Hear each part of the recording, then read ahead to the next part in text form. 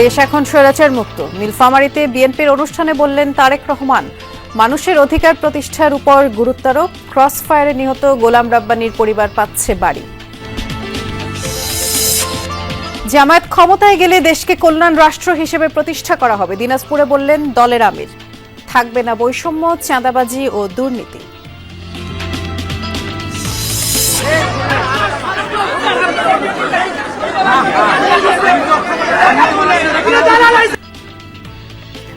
নারায়ণগঞ্জ স্কুলে প্রধান শিক্ষকের প্রবেশ ঘিরে উত্তেজনা। বহিরাগতদের দিয়ে সহকর্মীদের লাঞ্ছিতের অভিযোগ। সহপাঠীকে মারপিটের ঘটনায় রুয়েট শিক্ষার্থীদের বিক্ষোভ। এটা প্রায় 10 দিন আগের ঘটনা, এখনো প্রশাসন কোনো ব্যবস্থা নেয়নি। সেই ঘটনা প্রত্যেকটি আসামিকে শাস্তির আওতায় আসতে হবে। বেপরোয়া গতি আর ওভারটেকিংয়ে ঝুঁকিপূর্ণ ঢাকা মাওয়া এক্সপ্রেসওয়ে দুর্ঘটনায় প্রায় ঝরছে প্রাণ। ট্রাফিক আইন মেনে চলার তাগিদ। বেশি স্পিড থাকে বাস, তারপরে প্রাইভেট কার, নোয়া, হাইস, এগুলোতেই বেশি থাকে। 120 কিলোমিটার স্পিডে উঠে বয়ে থাকে, ব্রেকে যায়, কন্ট্রোল হয় না। রুটের মাঝখানে গাড়ি দাঁড়ানো থাকে, তখন অনেক গাড়ি দেখা যায় অনেক স্পিডে আসে, ওই গাড়িটা ফলো করে না, তখন এটা দুর্ঘটনা ঘটে। খুলনা মেডিকেলের একটি অ্যাম্বুলেন্স 6 মাস গ্যারেজবন্দি থাকলেও জ্বালানি বিল তোলা হয়েছে নিয়মিত। 4টি সচল থাকলেও সেবা পাওয়া কঠিন। মেডিকেল কলেজে অ্যাম্বুলেন্সের সার্ভিস আছে, এটা আমরা কোনোদিনই পাই না। যেহেতু সরকারি কাজে যাবে, ওই গাড়িটা অচল হয়ে গেছে। আর মেরামতের জন্য ঢাকাতে কথা বলছে, যশোরে কথা বলছে। যার টাইমে এই ঘটনাটা ঘটছে উনি স্পেসিফিক্যালি বলতে পারবেন। দেশ এখন স্বৈরাচার মুক্ত। সামনে আরেকটি বড় যুদ্ধ রয়েছে, মানুষের অধিকার প্রতিষ্ঠা করতে হবে। নীলফামারীতে 2014 সালে ক্রসফায়ারে নিহত দলের এক নেতার পরিবারকে নতুন বাড়ি উপহার দেওয়ার অনুষ্ঠানে ভার্চুয়ালি যোগ দিয়ে এমনটাই বলেছেন বিএনপির ভারপ্রাপ্ত চেয়ারম্যান তারেক রহমান। নীলফামারীতে 2014 সালে র্যাবের ক্রসফায়ারে নিহত বিএনপি নেতা গোলাম রাব্বানীর পরিবারকে নতুন বাড়ি উপহার দিচ্ছে আমরা বিএনপি পরিবার। অনুষ্ঠানে সমবেত হয়েছেন বিএনপি ও সহযোগী সংগঠনের নেতাকর্মীরা। উপস্থিত আছেন দলের সিনিয়র যুগ্ম মহাসচিব রিজভী আহমেদ, রংপুর বিভাগীয় সাংগঠনিক সম্পাদক আসাদুল হাবিব দুলু সহ কেন্দ্রীয় নেতৃবৃন্দ। গোলাম রাব্বানীর স্ত্রীর হাতে নতুন বাড়ির চাবি হস্তান্তর করা হবে। 2014 সালে র্যাবের ক্রসফায়ারে নিহত হন লক্ষ্মীচাপ ইউনিয়ন বিএনপির সাংগঠনিক সম্পাদক গোলাম রাব্বানী।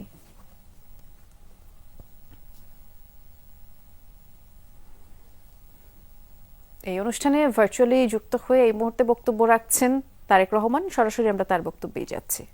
বেকার যুবক যারা আছে তাদের কর্মসংস্থানের ব্যবস্থা করতে হবে। এই দেশে মিল ফ্যাক্টরি গড়ে তুলতে হবে। বহু রাস্তাঘাট ভাঙা আছে, সেগুলো ঠিক করতে হবে। বহু কাজ বাকি আছে। এই দেশের মানুষের স্বাস্থ্য সেবা গড়ে তুলতে হবে। এই দেশে সেই জন্যই আমরা বলেছি যে আমরা হেলথ কার্ড দিতে চাই। এই দেশের গ্রামীণ পরিবারগুলোকে, প্রান্তিক মানুষের পরিবার, কৃষক সহ সকলকে একটি অবস্থার মধ্যে আনতে হবে যেখানে কৃষক টাইম মতন তার সহযোগিতা পাবে রাষ্ট্রের পক্ষ থেকে। আমরা এই পরিকল্পনাগুলো করেছি। সেই জন্যই এর আগে দেখেছেন এখানে বক্তারা বলেছেন যে আমরা দেশের মানুষের সামনে 31 দফা নামে 31টা দফা দিয়েছি। নিশ্চয়ই এই 31 দফার কথা কম বেশি আপনারা শুনেছেন না? আপনারা 31 দফার কথা, 31 দফার কথা আপনারা শুনেছেন। এই 31 দফার মাধ্যমে আমরা বলেছি যে আমরা কিভাবে বিভিন্ন পর্যায়ে বিভিন্ন শ্রেণী পেশার মানুষের পাশে আমরা দাঁড়াতে চাই যদি আমরা ইনশাল্লাহ আল্লাহর রহমতে বাংলাদেশের মানুষের সমর্থন নিয়ে বিএনপি সরকার গঠন করতে পারে। প্রিয় ভাই বোনেরা, একটি কথা আপনাদের সামনে আমি আবার বলে দিতে চাই, আগে যেভাবে বলেছি, বিএনপি সকল সময় দেশের মানুষের সাথে ছিল। বিএনপির সবচেয়ে বড় শক্তি জনগণ। এই জনগণের সাথে বিএনপি থাকতে চায়। বিএনপি যখনই সুযোগ পেয়েছে অতীতে, প্রতিবার আপনারা দেখেছেন কিভাবে বিএনপি আপনাদের পাশে থাকার চেষ্টা করেছে। হয়তো আমরা সকল সময় 100% সফল হতে পারিনি বিভিন্ন কারণে, কিন্তু আমরা কখনো জনগণের পাশ ছাড়িনি। আমাদের সকল ক্ষমতার উৎস জনগণ, এই কথাটা আমরা বলি। রাজনৈতিক সকল ক্ষমতার উৎস আমাদের জনগণ। আমরা সকল সময় চেষ্টা করি জনগণের পাশে থাকতে, জনগণের পাশে থেকে জনগণকে পাশে রাখতে। কাজে প্রিয় ভাই বোনেরা, আসুন আজকে আমরা এখানে প্রতিজ্ঞা গ্রহণ করি। আজকে এই যে আমরা গোলাম রাব্বানীর পরিবারেরকে একটি ঘর তুলে দিলাম, আমরা প্রতিজ্ঞা করি যে বাংলাদেশে আমরা আর গোলাম রাব্বানীর যা হয়েছে, তার সাথে যা করা হয়েছে, তাকে যেভাবে হত্যা করা হয়েছে, এইরকম হত্যাকাণ্ড আমরা বাংলাদেশে ইনশাল্লাহ আর ভবিষ্যতে দেখতে চাই না। আমরা চাই না আর কোনো পরিবার এই দুঃখ কষ্টের মধ্যে দিয়ে যাক। আমরা চাই বাংলাদেশকে সামনের দিকে এগিয়ে যাওয়ার জন্য। আজকের এই অনুষ্ঠানে আমরা প্রতিজ্ঞা গ্রহণ করি যে গোলাম রাব্বানী সহ আমাদের এই গোলাম রাব্বানী সহ সারা বাংলাদেশে যে হাজারো গোলাম রাব্বানী যারা শহীদ হয়েছে, তারা যে কারণে শহীদ হয়েছে, যে কারণে নিজের জীবনটা তারা দিয়ে দিয়েছে, যেই দাবিকে প্রতিষ্ঠা করার জন্য, যেই দাবিকে প্রতিষ্ঠিত করার জন্য তারা জীবন দিয়েছে, সেই দাবিকে যাতে আমরা প্রতিষ্ঠিত করতে পারি, সেই শপথ আজকের এই অনুষ্ঠানে আমরা গ্রহণ করি এবং সেই শপথ গ্রহণ করার মাধ্যমেই আজকে আমরা এখান থেকে যে যার ঘরে ফিরে যাব। আসুন আজকে আমাদের এই অনুষ্ঠানের শপথ হোক। 5 আগস্টের পর দেশ স্বাধীন ও মুক্ত হয়েছে, আগামীর বাংলাদেশ যুবকদের হাতে নিরাপদ। দিনাজপুরে কথা বলেছেন জামায়াতের আমির ডাক্তার শফিকুর রহমান। সকালে বীরগঞ্জ সরকারি কলেজ মাঠে পথসভায় শফিকুর রহমান আরও বলেছেন, জামায়াত ক্ষমতায় গেলে কল্যাণ রাষ্ট্র প্রতিষ্ঠা করা হবে, যে রাষ্ট্রে থাকবে না কোনো বৈষম্য, চাঁদাবাজি ও দুর্নীতি। মাইনরিটি মেজরিটি নয়, এই দেশে সকল ধর্মের মানুষের সমান অধিকার রয়েছে। এদিকে বিকেলে ঠাকুরগাঁয়ে কর্মী সভায় যোগ দেন জামায়াতের আমির ডাক্তার শফিকুর রহমান।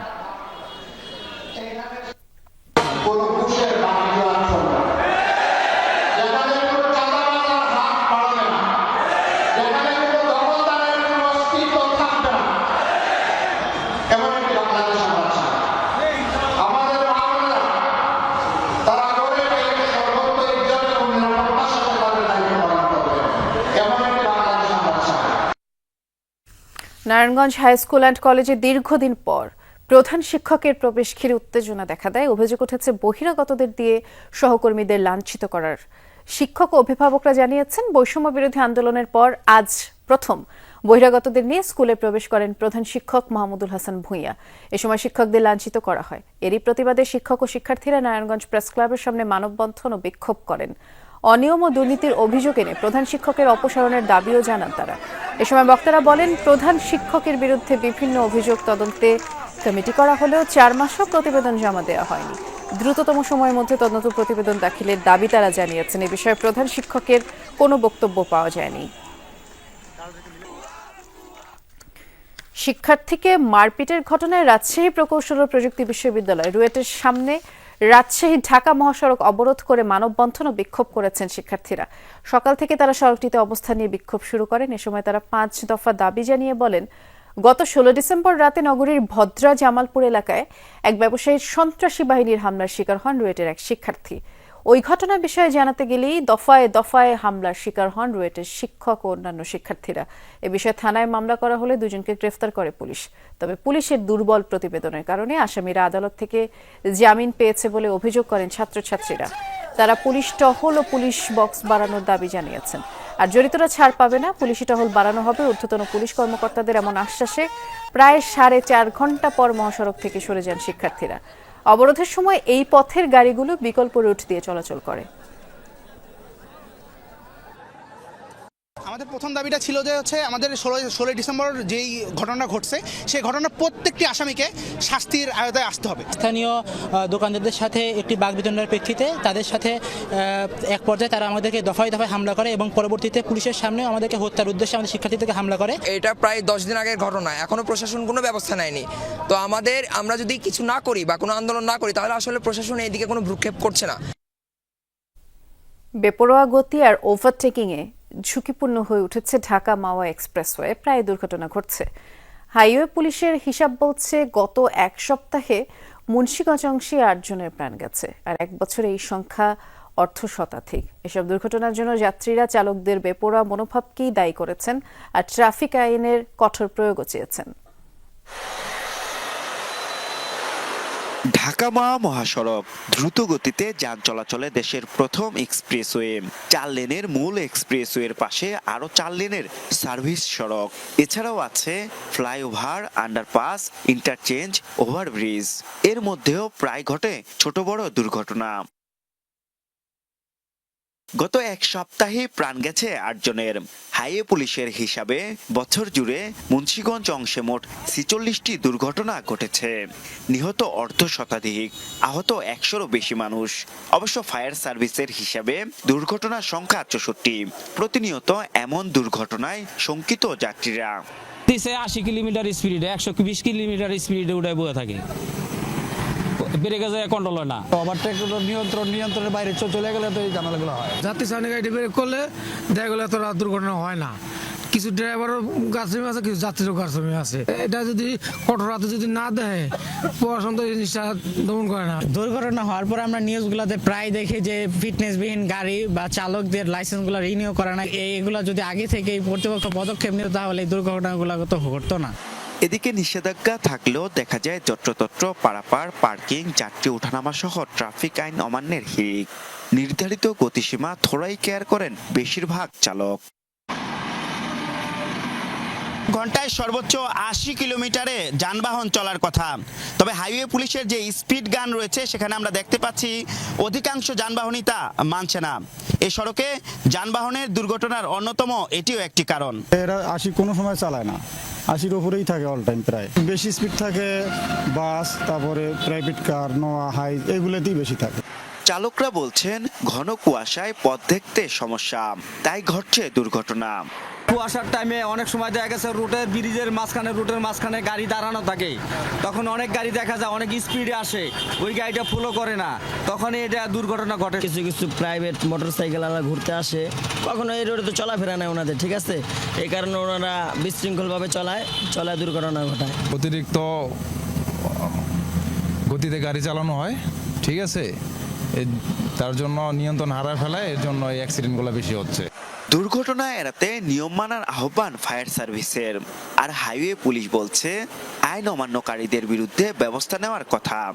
আমরা যখন রেস্কিউ করতে যাই তখন আমরা দেখতে পাই যে গাড়ির ভিতরে কিভাবে তারা আটকা পড়ে আছে, গাড়িগুলো দুমড়ে মুচড়ে যাচ্ছে, কারণ অতিরিক্ত গতি ছাড়া এইভাবে গাড়ি দুমড়ে মুচড়ে যাওয়ার কথা না। প্রতি মাসে কিন্তু আমরা প্রায় 3 থেকে 400 গাড়ির বিরুদ্ধে আমরা মামলা দিয়ে থাকি, যেগুলো ত্রুটি বিচ্যুতি থাকে।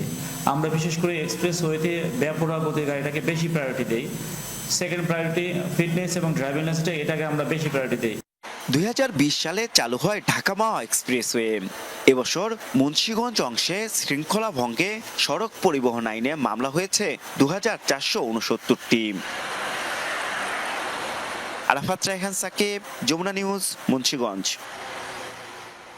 মানিকগঞ্জে আলাদা স্থান থেকে অজ্ঞাত 2 ব্যক্তির মরদেহ উদ্ধার করেছে পুলিশ।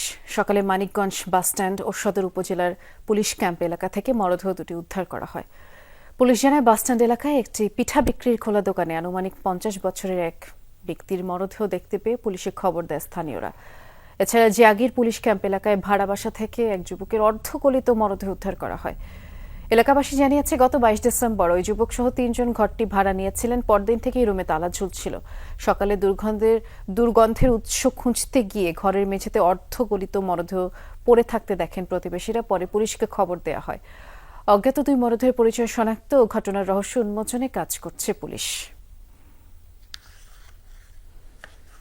মাদারীপুরের কালকিনিতে ইউপি মেম্বার ও তার ছেলে সহ 3 জনকে কুপিয়ে হত্যার ঘটনায় 2 জনকে গ্রেফতার করেছে পুলিশ। গতরাতে সাব্বির হোসেন এবং মোতালেব হোসেনকে গ্রেফতার করা হয়। রোববার রাতে নিহতদের পরিবার দুটি হত্যা মামলা করে। 99 জনের নাম উল্লেখ সহ অজ্ঞাতদের শতাধিক ব্যক্তিকে আসামিও করা হয়েছে। গত 27 ডিসেম্বর বাঁশগাড়ি ইউনিয়ন পরিষদের মেম্বার আতাউর রহমান আক্তার শিকদার, তার ছেলে মারুফ শিকদার, তাদের সমর্থক সিরাজ চৌকিদারকে কুপিয়ে হত্যা করে প্রতিপক্ষের লোকজন। পরিবারের অভিযোগ, পূর্ববিরোধের জের ধরে বাঁশগাড়ি ইউপি চেয়ারম্যান মোস্তাফিজুর রহমান সুমন ও তার লোকজন এই হত্যাকাণ্ডের সাথেই জড়িত। কুমিল্লার চান্দিনার মাধাইয়া বাজারে আগুনে প্রায় 100 দোকান পুড়ে ছাই হয়ে গেছে। ফায়ার সার্ভিস জানায় রোববার দিবাগত রাত 12টার দিকে বাজারে আগুন লাগে। স্থানীয় এক মিষ্টির দোকানে চুলা থেকে আগুনের সূত্রপাত। মুহূর্তে আশপাশে টিনের দোকানে তা ছড়িয়ে পড়ে। পরে ফায়ার সার্ভিসের 6 ইউনিটের 2 ঘন্টার চেষ্টায় আগুন নিয়ন্ত্রণে আসে। অনেক ব্যবসায়িক প্রতিষ্ঠান ক্ষতিগ্রস্ত হওয়ায় বড় ক্ষতির শঙ্কা করছেন দোকান মালিকরা।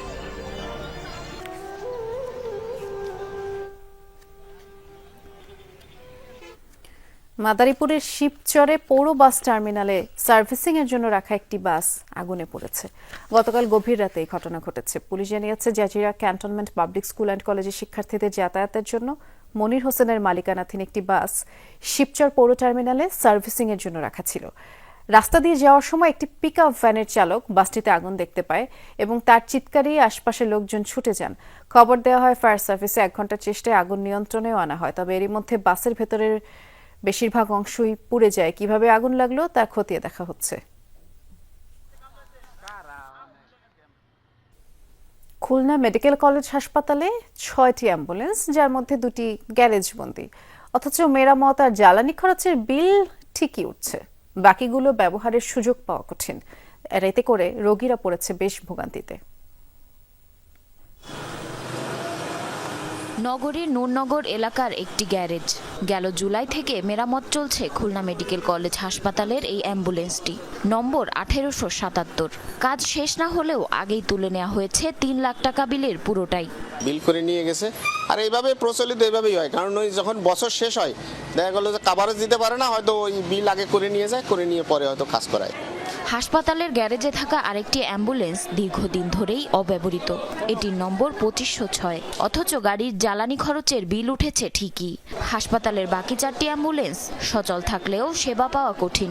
মেডিকেল কলেজে অ্যাম্বুলেন্স যে সার্ভিস আছে এটা আমরা কোনোদিনই পাই না। এখানে লোক পাওয়া যায় না বা অনেক সমস্যা দেখা দেয়। যারা অতদরিদ্র মানুষ আছে তারা বেসরকারি পর্যায়ের অ্যাম্বুলেন্সগুলো ভাড়া করে রুগী হোক লাশ হোক এটা বাড়ি থেকে আনা নেওয়া করা, এটা অতিরিক্ত পরিমাণে দুর্বিষহ ব্যাপার হয়ে দাঁড়ায়। কেউ 1000, কেউ 2000 নিয়ে যাচ্ছে, এদের কোনো ফিক্সড রেট নেই ভাড়াটার জন্য।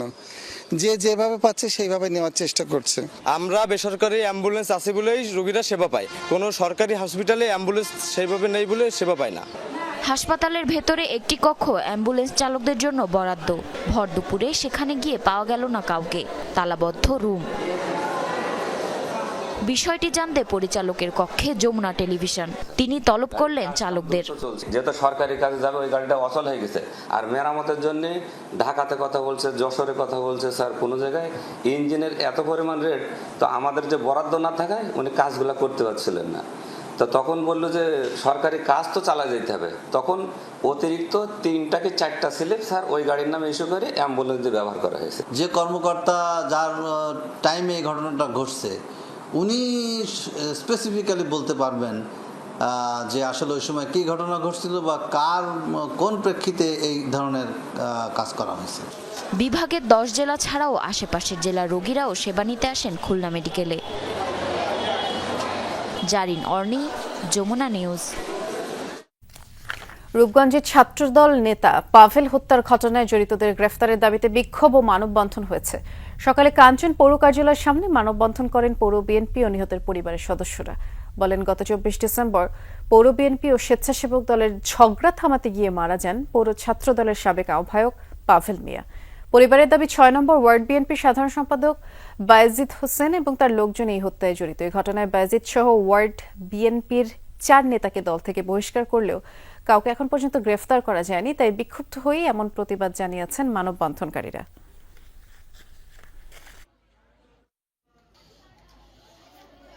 পটুয়াখালীর বাউফলে বিএনপি নেতাদের মারধরের অভিযোগে উপজেলা ছাত্র দলের আহ্বায়ক মুজাহিদুল ইসলাম ও পৌর ছাত্র দলের সদস্য সচিব সাদিকুজ্জামান রাকিবকে কারণ দর্শানোর নোটিশ দেওয়া হয়েছে।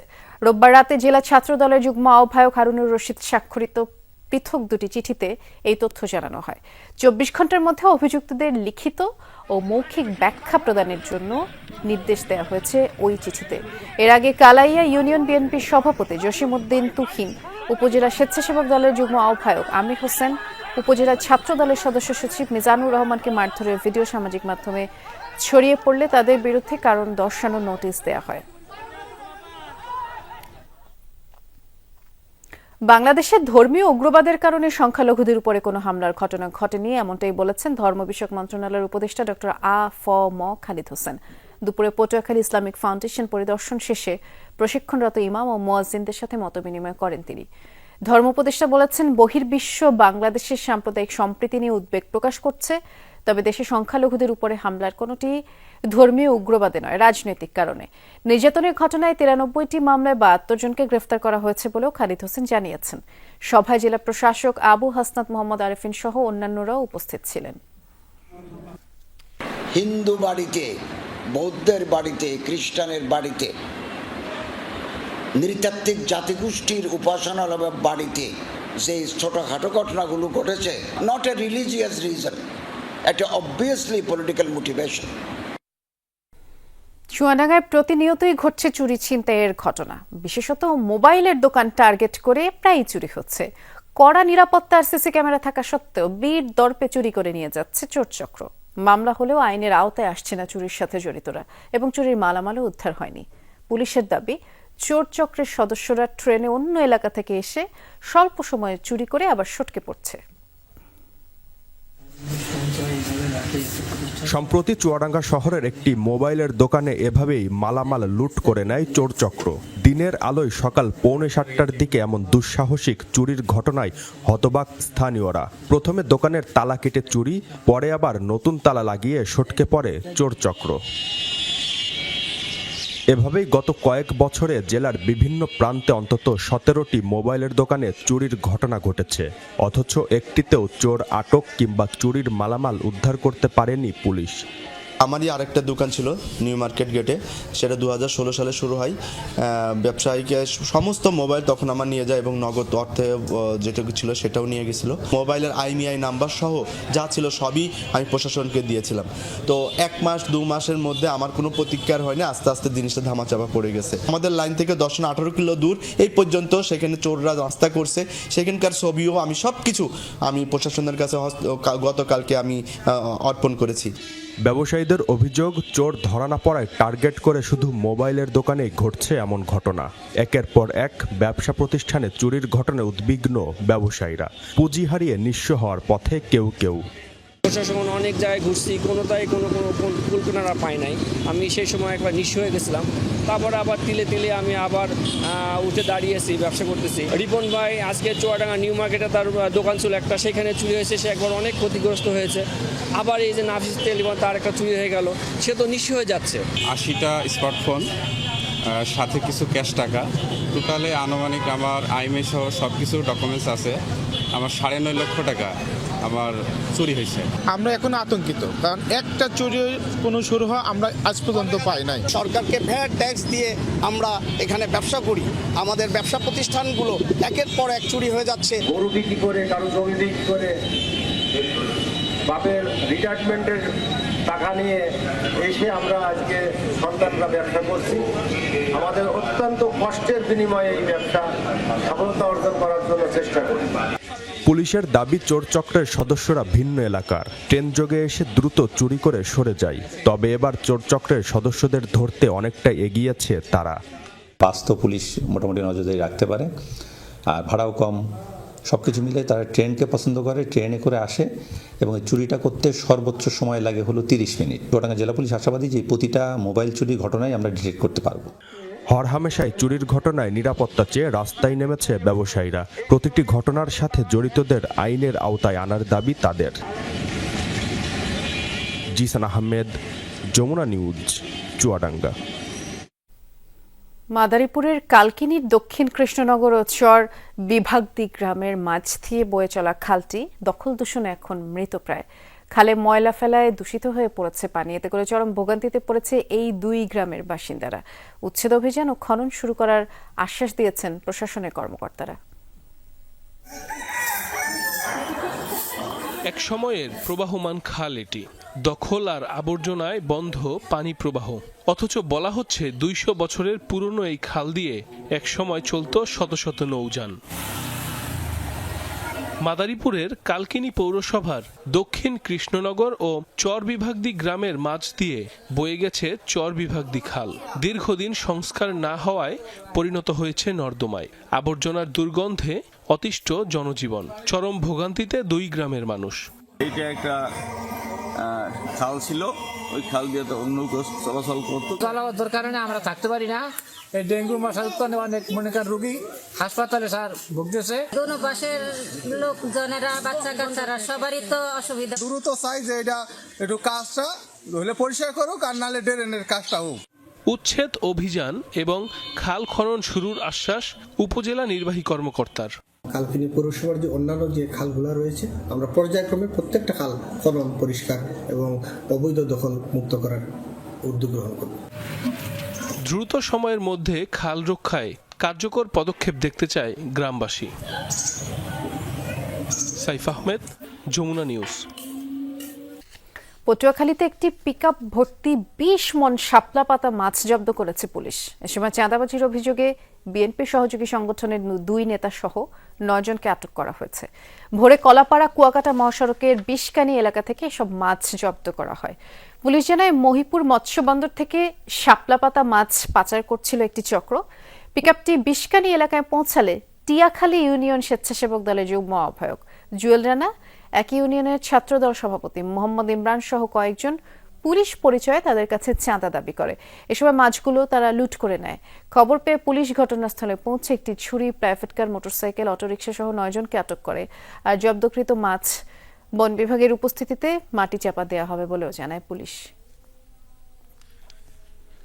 ঝিনাইদহে বাণিজ্যিকভাবে কুমড়া বড়ি তৈরি করা হচ্ছে, সরবরাহ করা হচ্ছে ঢাকা, চট্টগ্রাম সহ সারা দেশে। অনলাইনেও ক্রয় আদেশ আসছে, অর্থ পরিশোধ করা হচ্ছে ব্যাংকের মাধ্যমে, আর সময় মতো পাঠিয়ে দেওয়া হচ্ছে ব্যবসায়ীদের কাছে।